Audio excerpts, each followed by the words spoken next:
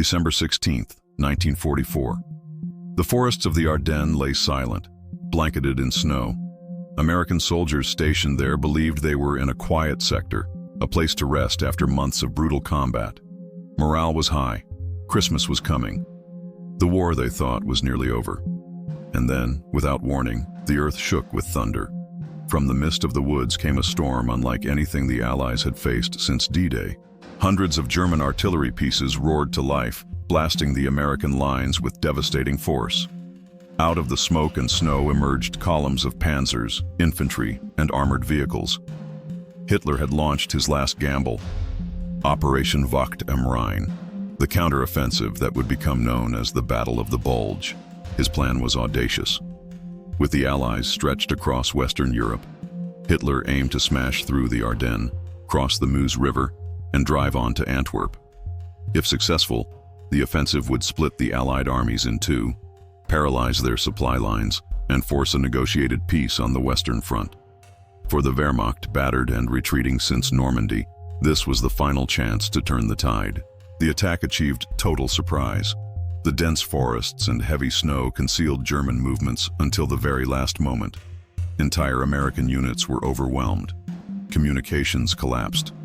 Roads clogged with refugees and retreating soldiers. In the chaos, some Germans advanced wearing captured U.S. uniforms, sowing confusion by giving false orders and flipping road signs. Rumors spread that German commandos were hunting Allied generals, even aiming for Eisenhower himself. The offensive carved a deep wedge into the Allied lines, a bulge on the maps that gave the battle its name. Within hours, towns like Clairvaux and Saint-Vith fell under siege. Roads turned into bottlenecks of fire as panzers rolled forward, their iron tracks grinding over the snow.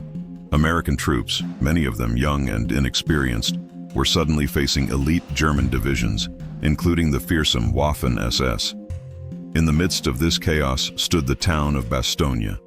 Held by the 101st Airborne Division, the Screaming Eagles, Bastogne became the linchpin of the American defense. Surrounded by German forces, battered by artillery, and cut off from supplies, the paratroopers dug into the frozen ground. Food ran short, ammunition dwindled. Men wrapped rags around their boots to fight frostbite, yet their spirit held. When the Germans demanded surrender, Brigadier General Anthony McAuliffe replied with one word that became legend: nuts. Elsewhere, desperate battles raged in the snow-choked forests. At Elsenborn Ridge, American artillery units fought with grim determination, holding back repeated German assaults. In the skies above, the weather grounded Allied aircraft, giving the Germans a rare advantage. But as days passed, the snow cleared, and the thunder of Allied bombers returned. Columns of German tanks, exposed on open roads, were ripped apart from above. Curious moments emerged even in the bloodshed. German troops, freezing and starving, sometimes raided American supply dumps and discovered luxuries they hadn't seen in years: chocolate, cigarettes, even canned coffee. Meanwhile, American soldiers found themselves face to face with Tiger tanks so massive that their shells bounced off harmlessly. Some units resorted to bazooka ambushes at point-blank range, striking from barns and hedgerows to bring the beasts down. Yet for all its ferocity, the German offensive was doomed from the start. Hitler had staked everything on speed, but the snowy roads slowed the panzers. Fuel supplies were scarce, and Allied engineers blew bridges and fuel dumps to deny the Germans the lifeblood of their advance. By Christmas, the spearheads were bogged down, and Bastogne still held firm. The Ardennes, once a quiet forest, had become a frozen hell. Fires burned in the snow.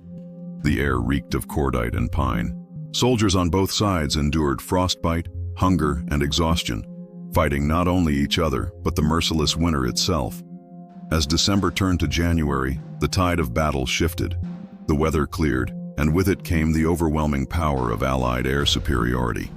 Thunderbolts and Mustangs swooped low, shredding German convoys, blasting tanks stalled on icy roads, and severing already fragile supply lines. For the Wehrmacht, the skies became a death trap. Every mile gained now cost blood and fuel they could no longer afford. At Bastogne, relief finally came.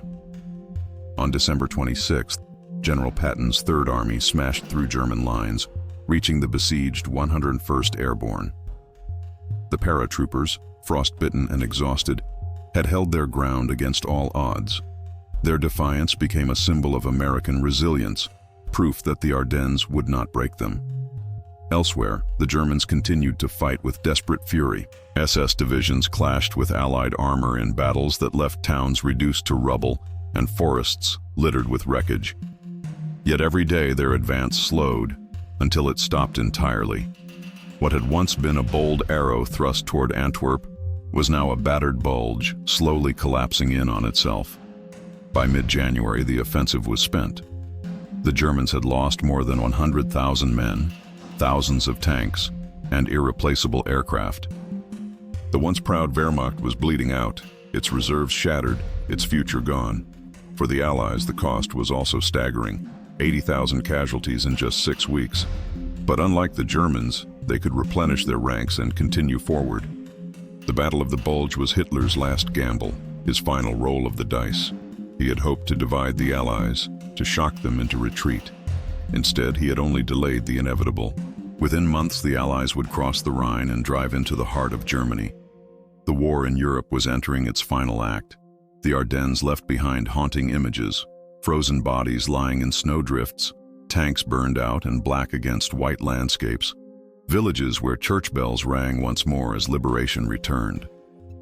Soldiers remembered the bitter cold as much as the bullets, the endless nights of frost, the gnawing hunger, the silence broken only by distant artillery. Curiously, some German soldiers later admitted that they knew the offensive was hopeless from the start.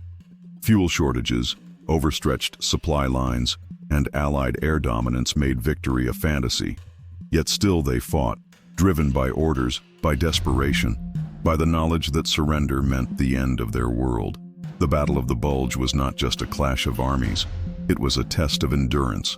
In the frozen forests of the Ardennes, men discovered the limits of human strength, and in many cases, surpassed them. From the defiant nuts at Bastogne to the stubborn stand at Elsenborn Ridge, it was a story of resilience, sacrifice, and the price of freedom. When the smoke cleared, the bulge on the map disappeared. What remained was the certainty that Nazi Germany's end was near. The Ardennes had shown the world that even Hitler's last desperate strike could not halt the march of liberation. The forest grew quiet again. The snow fell once more, but history would never forget the winter of 1944, when the fate of Europe was decided in the frozen heart of the Ardennes.